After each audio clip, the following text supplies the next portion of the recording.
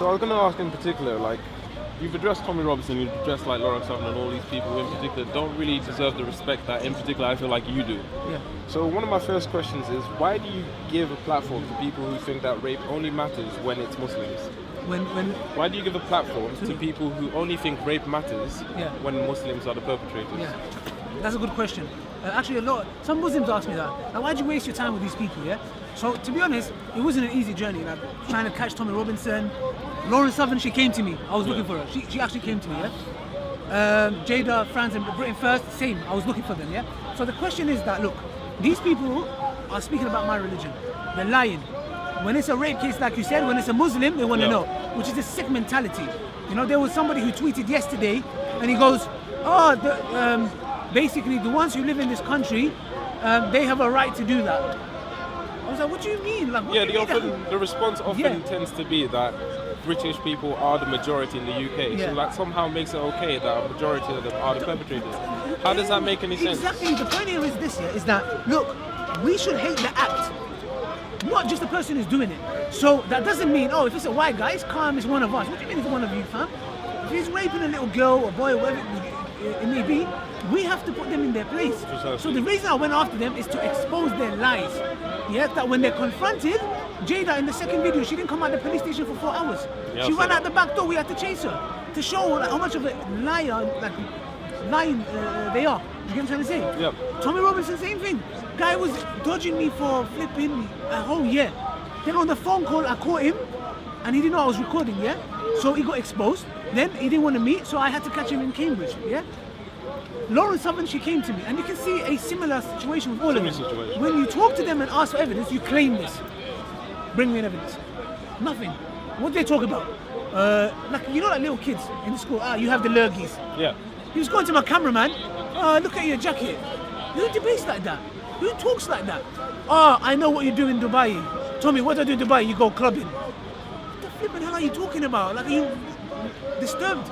So he was coming out with personal attacks. Your mom and dad kicked you out of the house, this, that. What's that got to do with my question?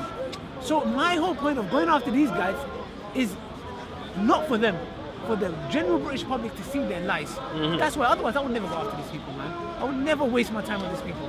I did it for... It's a perfect answer.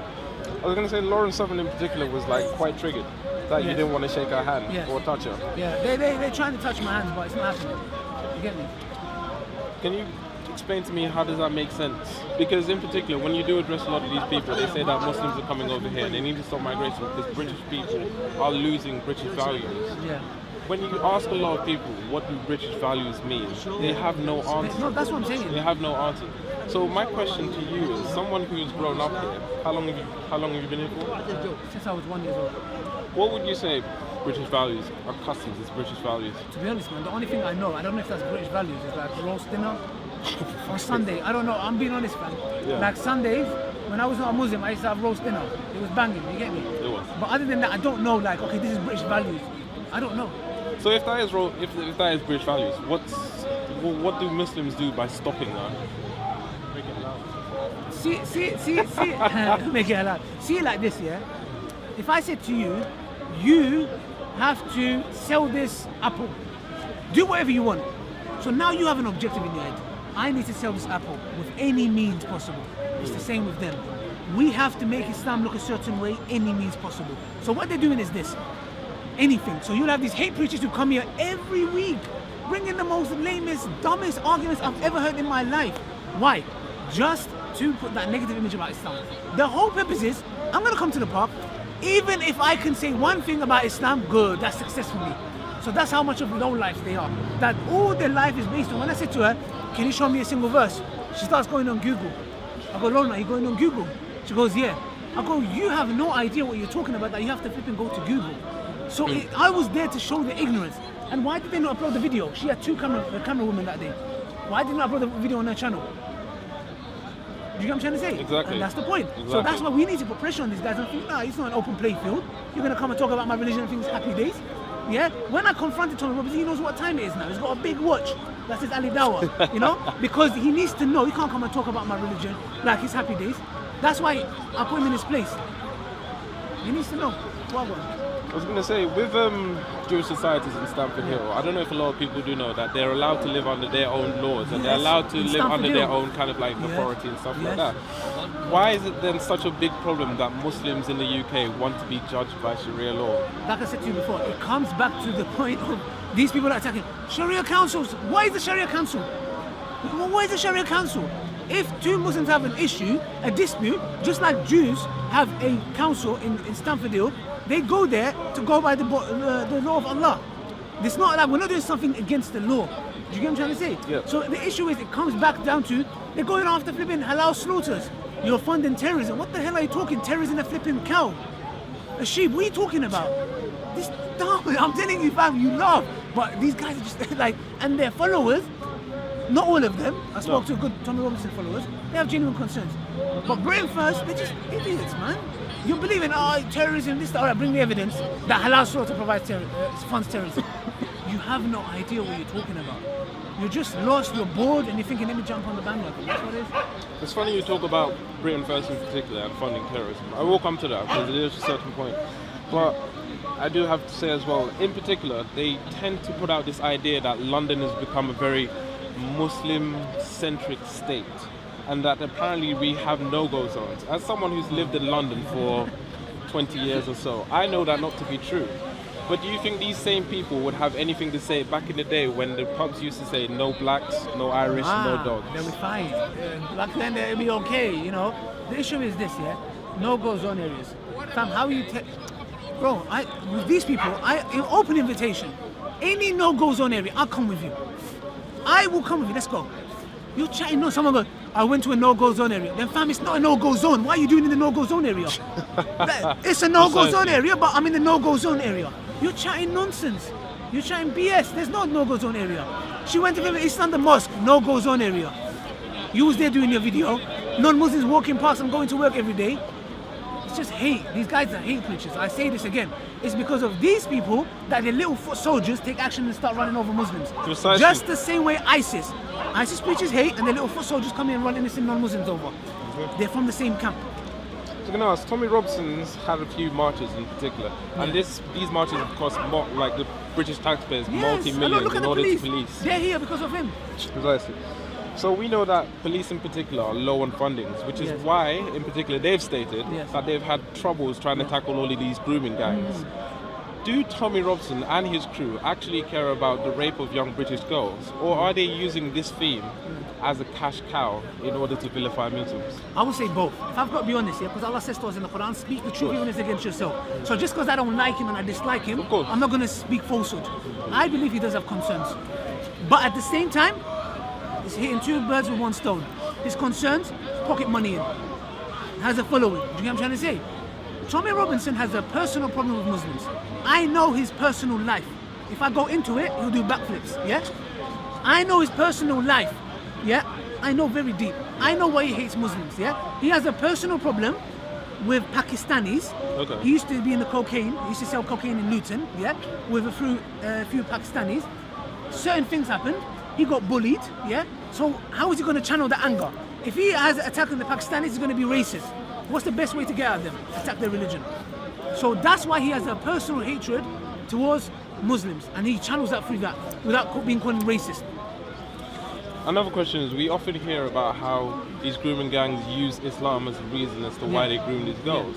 I do have to ask you, what did Islam teach Jimmy Savile, Rolf Harris and Harvey Weinstein to do? To abuse these girls for decades with the allowance of the British public and the American and the American Hollywood society. High up as well, high up MPs. This happened, this is going on, yeah? And these two Christian hate preachers came to me.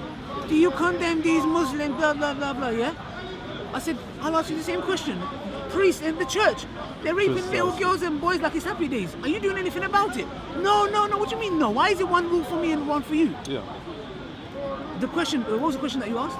The question is... So basically, the question is that these people, let me say for argument's sake, let's suppose, this is not true. The Quran teaches us to do that, apparently. Okay, fam, why are you doing it? Our book is the blame. Why is Jimmy Savile doing it? Why is bare white people doing it? So the question here is this, it's just nonsense, man. Again, about, they're doing this. Look, filth, the people who are vile individuals, they have no religion. Exactly. They just have vile filth in common. They are. You know what I'm trying to say? So when it comes to Islam, I genuinely believe there was an attack that happened yesterday, yeah? Let me show you something, yeah?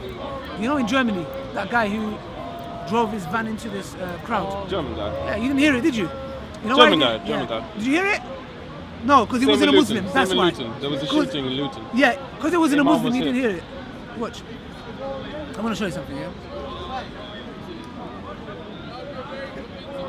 These people, when that attack happened in Germany, this guy ran over these people. I know Tommy Robinson and Britain First, maybe in their cell, yeah? They're making prayers. Please, let it be Muslim. This is how sick they are. Look at this guy. Look why he twisted. Ian Brown, look what he says. Islam on the rampage in Germany again. Yeah? But this guy is probably sleeping last night crying. You know why? Because he wasn't a Muslim. So do you see, these people actually are dying for it to be a Muslim so they can push their hate out. And look at these tweets. So that's why you can see these people are sick-minded.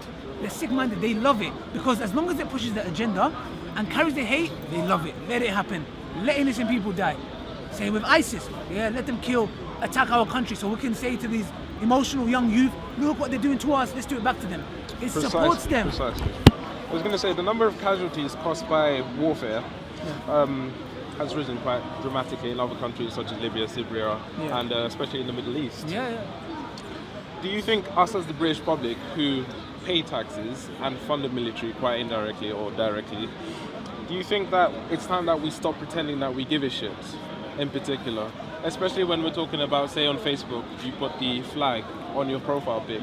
You'll have people who only put a flag when it's a Western country, but when it comes to a Middle Eastern country, silence. They don't care. That's the issue. In Afghanistan, 2-3 days ago, there was an attack with a plane. 100 kids who have memorized the Quran in a ceremony got killed.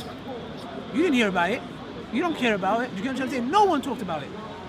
So that's the problem, man. It's just, I can't blame individuals because you have to pay your tax. Of course. You get me? Like, you have to pay your tax. But the issue is, like I said before, when it said, a person's life who's non-Western, it doesn't mean nothing.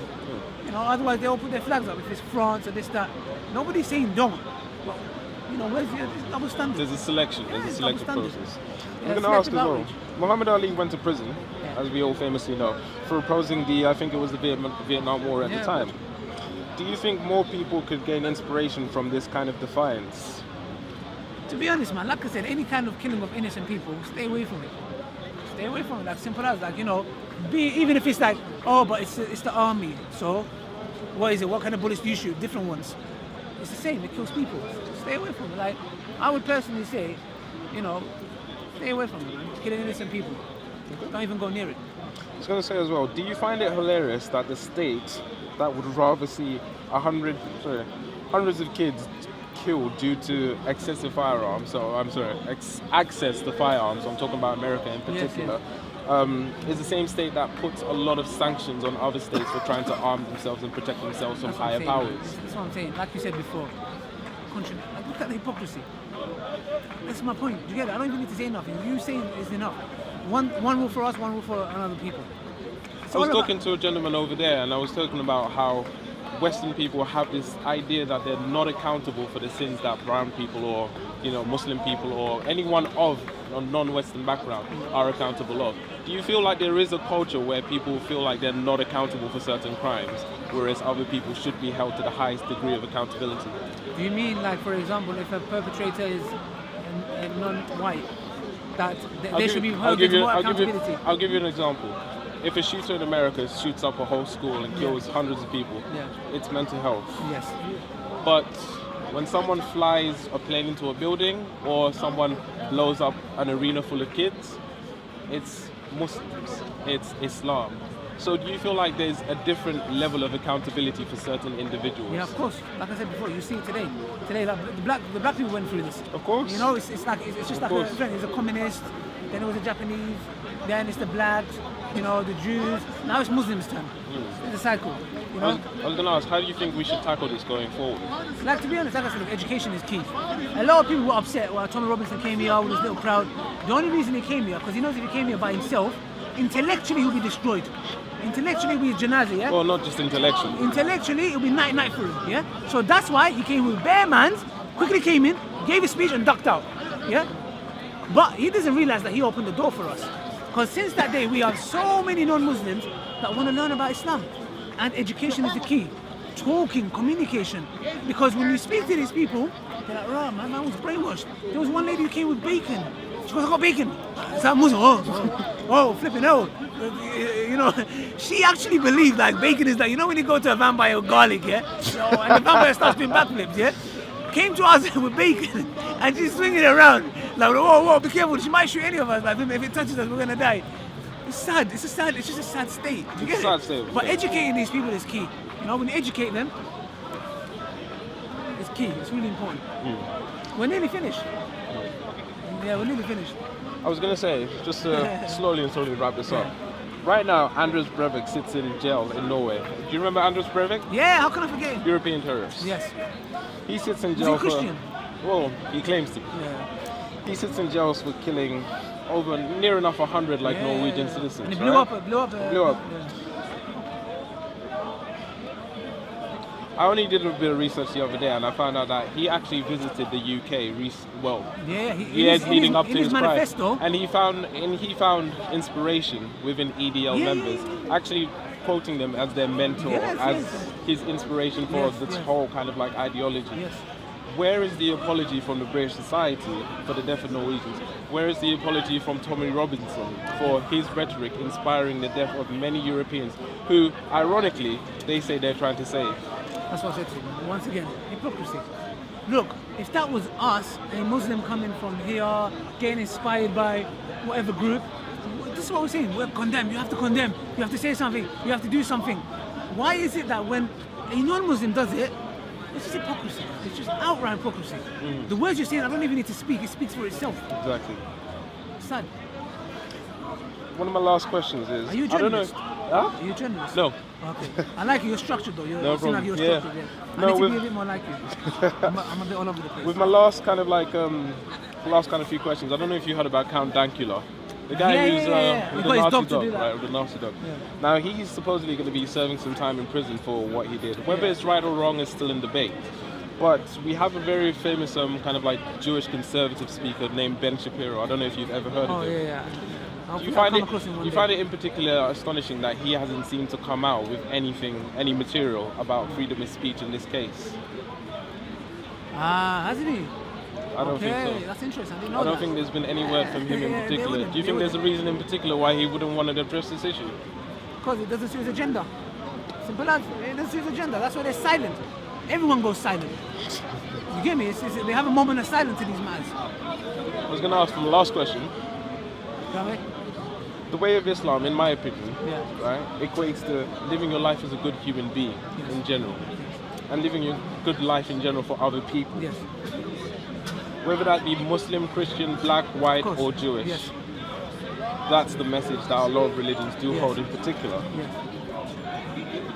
To those trying to like exist nowadays in the world where we do peddle lies, we do peddle fake news, and we do kind of like benefit off sin.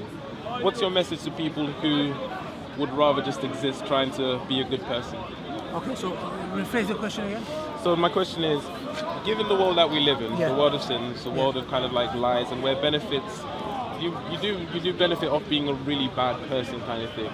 What kind of message would you give to people who are striving to be good people, but are finding it hard in particular because there's so much temptation, there's so much misinformation, and there's so much kind of like... Yeah. You know what it is here? Look, a lot of people come and say, I'm free to do what I like. I'm like, you're not free.